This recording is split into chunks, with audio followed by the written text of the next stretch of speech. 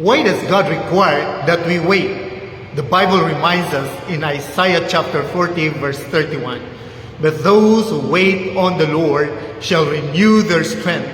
They shall mount up with wings like eagles. They shall run and not be weary.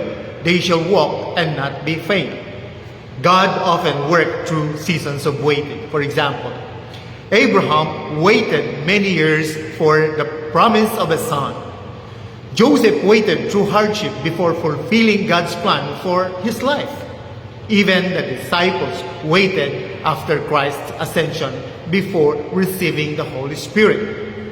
God requires waiting because when we wait on God, we learn to trust His timing rather than our own. What feels like a delay may actually be His loving way of protecting and shaping us for something greater. So, if you are in a season of waiting today, do not lose heart. God is at work even when you cannot see it. Sometimes the greatest growth in our spiritual journey happens not when we receive what we ask for, but while we are waiting for it.